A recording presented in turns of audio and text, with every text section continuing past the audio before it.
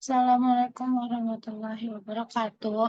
Di sini saya ingin menjelaskan tentang jurnal P45B. Drainage Cleaning Service dibangun pada Juli 2014. Berikut tabel-tabel jurnal bulanannya.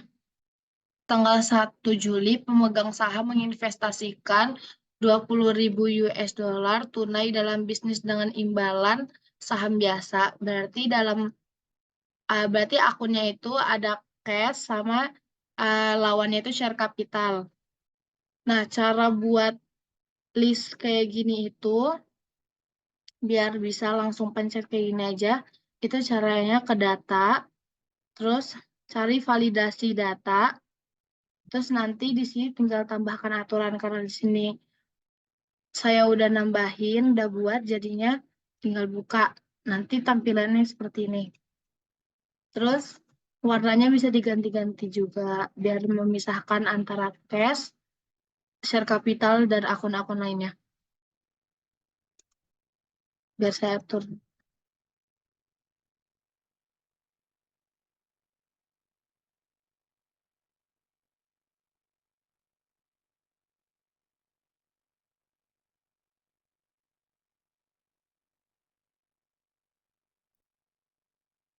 Dan akan seperti ini.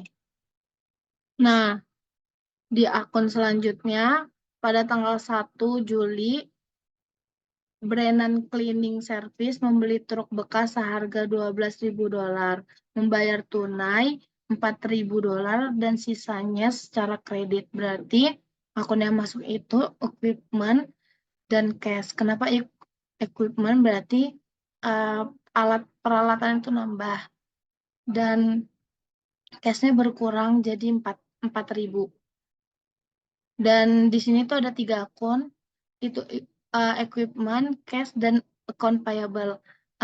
Equipment-nya di debit 12.000, cash-nya di kredit 4.000 karena dia berkurang, terus account payable-nya bertambah jadi di kredit itu 8.000, berarti utang Brennan-nya itu 8.000.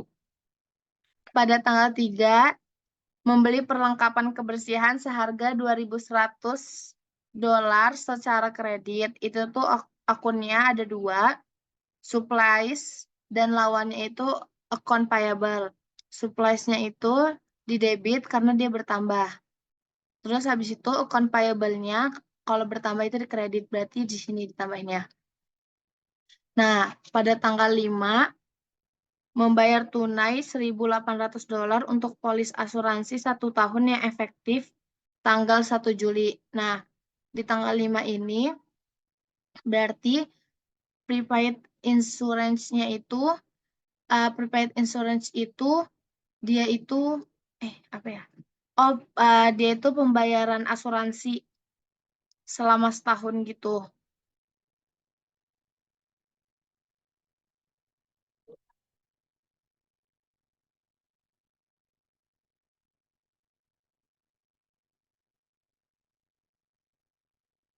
Nah,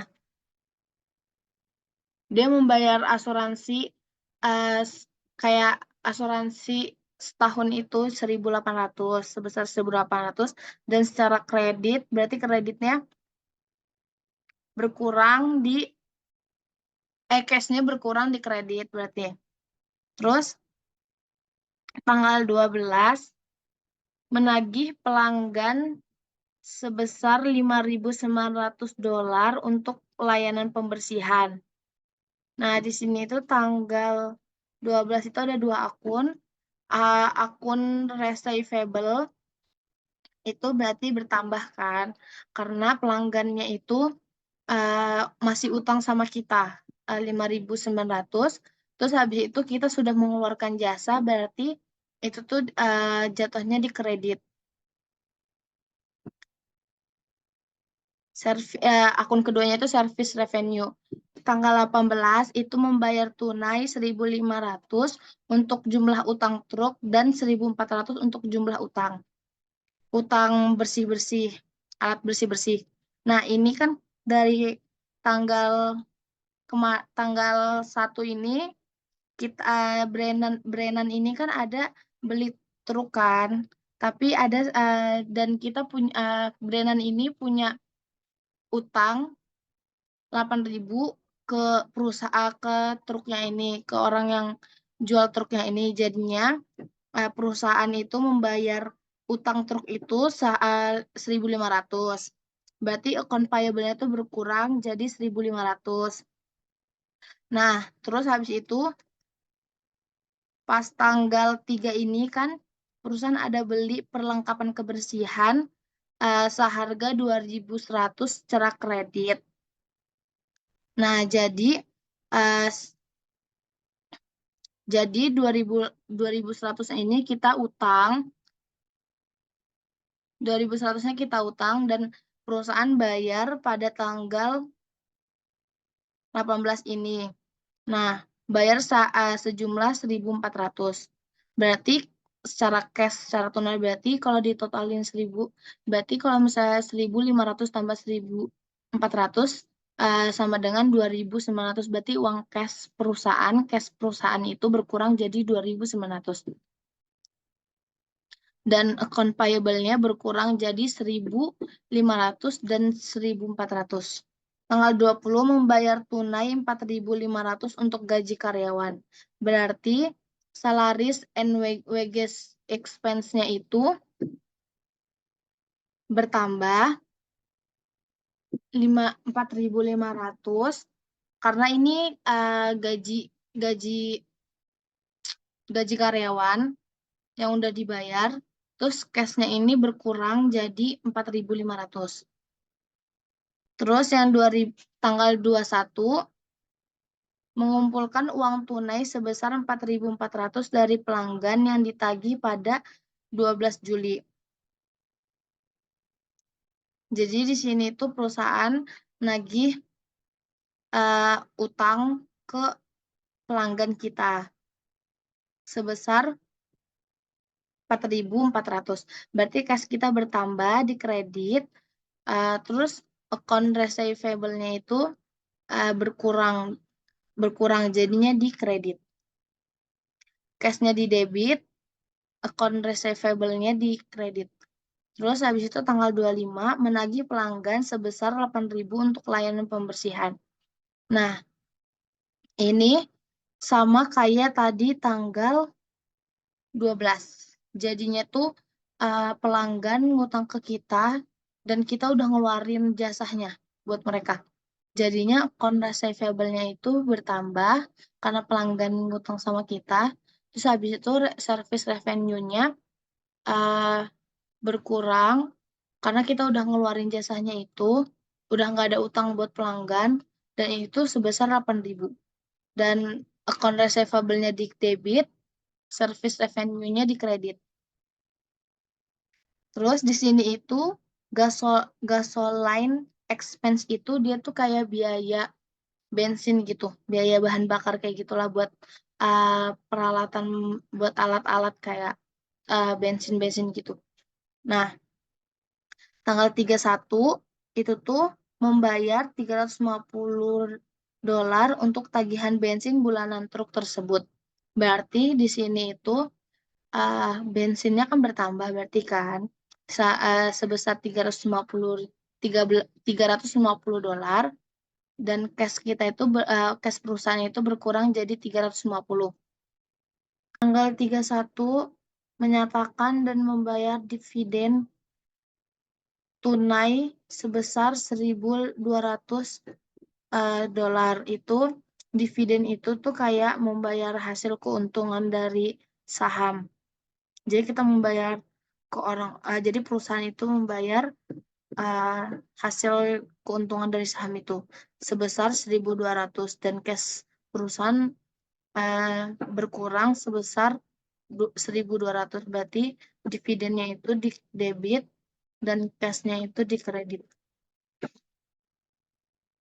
Nah, habis itu selanjutnya itu buat trial balance-nya.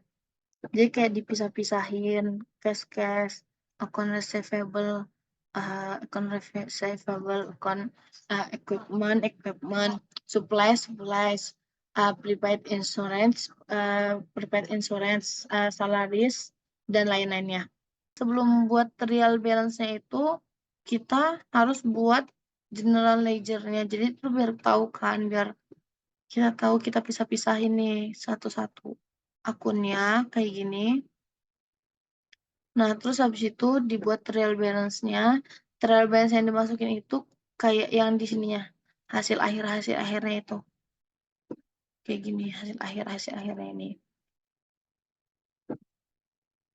Nah, nanti di sini tuh kayak cash kalau misalnya bertambah itu kan di debit. Terus account receivable itu kalau bertambah itu di debit. Jadi kalau misalnya bertambah di debit, kayak akun normalnya itu di debit, itu berarti di aset. Tapi kalau misalnya akun normalnya dia di kredit, itu tuh berarti dia itu kayak utang sama modal. Nah, habis itu buat adjustment journal itu isinya tuh kayak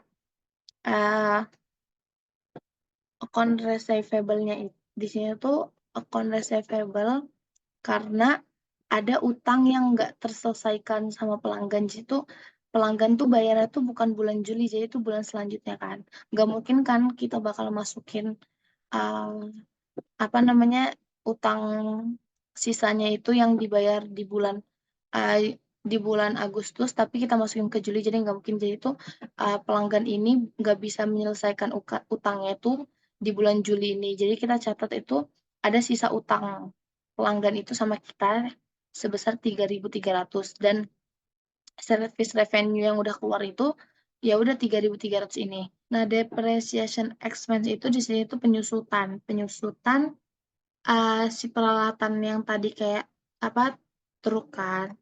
Nah, di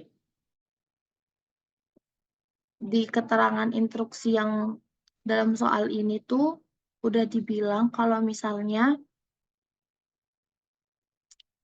mana-mana. Kalau misalnya di sini itu ada penyusutan 1/12 dari penyusutan peralatan pada bulan tersebut adalah 500. Berarti ini tuh penyusutan alat-alat kebersihan ini. Pokoknya peralatan-peralatan kayak truk tadi, kayak equipment sama supplies ini. Jadi tuh penyusutan selama pada bulan tersebut, pada bulan Juli ini tuh 500. Terus habis itu lawannya itu accumulated depreciation. Kalau misalnya itu tuh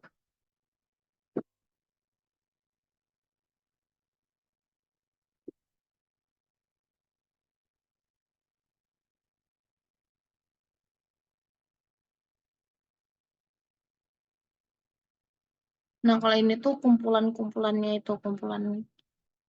penyusutannya itu 500. Nah, terus habis itu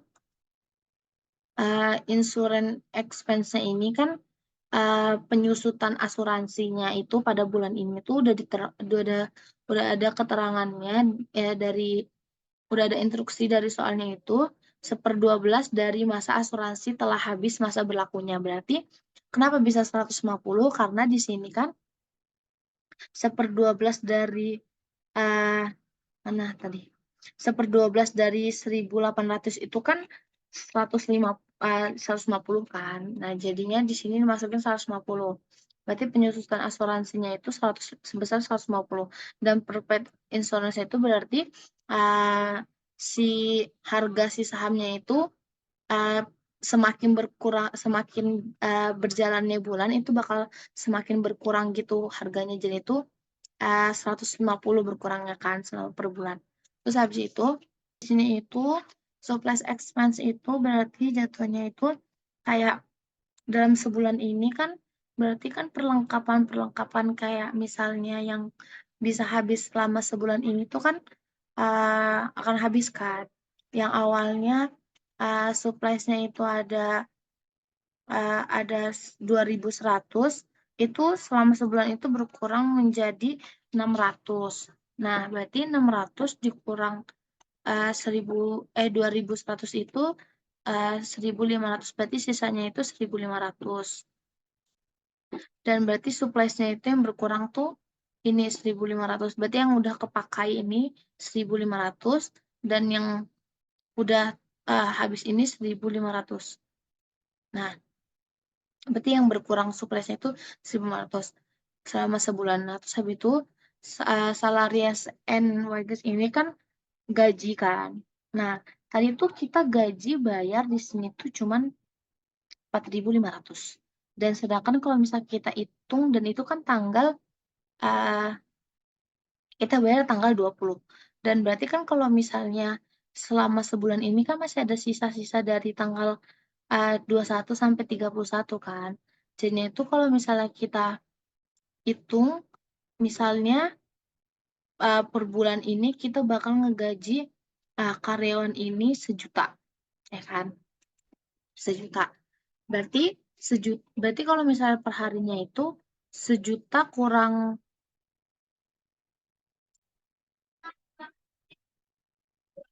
1 juta bagi 31 hari itu ada 32.000. 32.000 per hari. Berarti kalau misalnya selama tanggal 20-nya kita udah bayar gaji, udah ada tanggal gaji karyawan, berarti kan di sini kita bayar berarti otomatis kan 32.000 dikali 20 hari kan. Berarti 640. Ini contoh.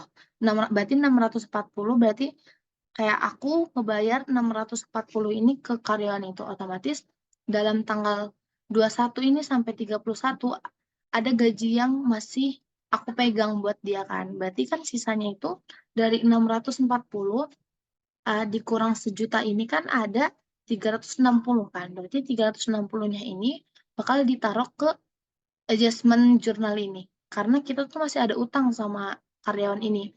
Dan ya kalau misalnya di perusahaan ini, dia itu masih ada utang sama karyawan ini sebesar 2.200. Terus ya salaris kita ngutangnya ini, gaji yang belum terbayar ini 2.200, dan kita masih ada utang sama utang kita bertambah sama karyawan ini berarti sebesar 2.200. Ini balance. Terus habis itu selanjutnya kita buat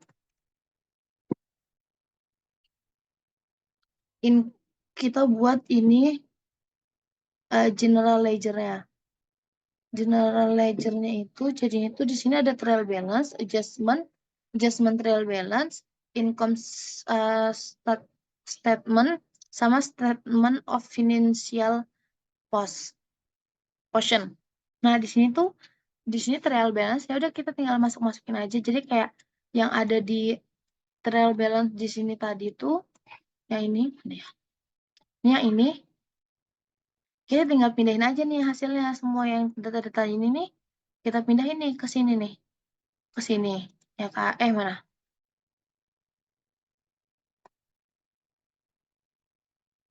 Nih, ke sini. Ya kan? Udah nih, udah masuk ke sini kan. Nah, terus habis itu adjustment juga sama yang tadi ada di sana. Yang tadi ada di sini, data-data di sini dimasukin ke sini. Jadi itu kayak dipersatukan gitu loh. Kayak disatuin gitu loh. Nah, terus kalau misalnya adjustment trial balance ini berarti itu tuh hasil gabungan dari trial balance sama adjustment ini. Jadi tuh kan di sini 9.650 karena dia di sini nggak ada adjustmentnya, udah berarti kita tulis di sini 9.600 di adjustment trial balance-nya. Terus habis itu di sini kan nih ada nih 2 akun kan. Di trial balance-nya akun receivable ada, di adjustment-nya juga ada. Berarti karena debit ketemu debit, berarti ditambah 9.500 tambah 3.300 itu hasilnya 2.800. Berarti di sini kita taruh 2.800. Karena akun normalnya di akun receivable-nya di debit, ya udah kita taruh di debit. Jadi pokoknya intinya kalau misalnya akun normalnya itu di debit, kita taruhnya di debit hasil adjustment trial balance-nya. Terus kalau misalnya akun normal itu di kredit, berarti taruh hasilnya itu di kredit. Contohnya kayak ini. Kayak akun payable ini. Akun payable ini kan dia trial balance aja kan, di adjustment ini nggak ada, berarti udah kita taruh ini tuh di sini. Di sini nih. Berarti di kredit kan. Nah, ya begitulah semuanya sama. Sampai bawah. Nah, terus habis itu buat income statement ini, dia itu kayak cuman akun-akun terpilih aja yang dimasukin. Ya kan? Nah, kalau di sini itu jadi tuh, kalau ini tuh, berarti kalau misalnya akun yang ini tuh, berarti dia tuh nggak netap. Dia pasti di closing itu bakal ada, bakal hilang. Kayak, ini contohnya di sini. Jadi tuh nggak semua akun yang ada di sini tuh bakal masuk ke closing. Gitu. Kayak, ya jadi pokoknya di sini income-nya itu diisi akun-akun yang dia tuh nggak tetap. Itu yang bakal hilang gitu nanti di closing kan. Itu ada salaries and wages, terus insurance expense, supplies expense, service revenue, depreciation expense, sama gasoline expense. Nah yaudah kita masukin nih dia di sini. Sama kayak, jadi tuh kayak ini nih, kayak misalnya adjustment-nya kan dia segini. Kita masukin. Jadi kita ini tuh sebenarnya tuh tinggal selain-selain aja yang dari adjustment ini. Nah, begitu pula sama ini statement of financial possession. Jadi tuh di sini tuh kalau ini tuh berarti kalau akun-akun yang masuk ini berarti dia itu akun yang tetap yang di closing tuh bakal ada gitu. Dan ya udah ini hasil-hasilnya itu ya dari salinan adjustment trial balance ini. Nah, terus habis itu di closing ini nanti kita bakal masukin yang ini. Kita masukin ini nih yang tadi apa namanya? Yang tadi akun tetap itu kita masukin ke sini. Nah, jadi itu di sini tuh closing tuh kita buat dulu. Uh,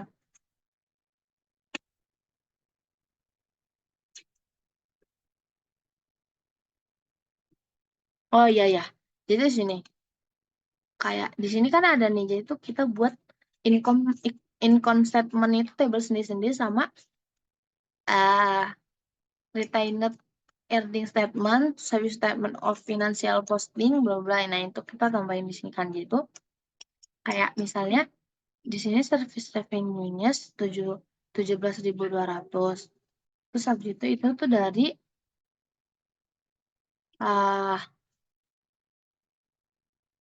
sini 17.200 kan. Di sini kan 7.200 kan. Nah,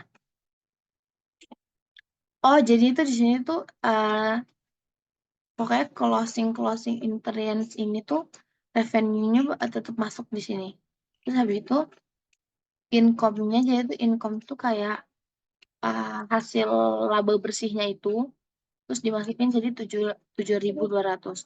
Terus habis itu di sini itu ya masukin lah kayak gini pokoknya kayak ada biaya bensinnya, terus supplies expense-nya, terus habis itu depreciation expense, insurance expense, terus habis itu gaji karyawan ini, terus habis itu nanti di ini, terus habis itu income-nya segini. Dari hasil semua ini ditambah ini, terus hasilnya ini. Nah, terus habis itu kalau ini tuh ya ini tambah berarti income semua ini. Terus habis itu begitu juga pun ini. Berarti nah ini balance. Nah, terus habis itu di postingan ini isinya itu baru nih. Ini baru isi postingan closing itu isinya tuh yang akun-akun tetap. Akun-akun yang nggak akan hilang gitu. Ya udah aja itu ya udah tadi yang di sini tadi tuh. Set yang ini. Nah, kita masukin ke sini. Udah deh selesai. Nah, sekian dari saya. Mohon maaf bila ada kesalahan. Wassalamualaikum warahmatullahi wabarakatuh.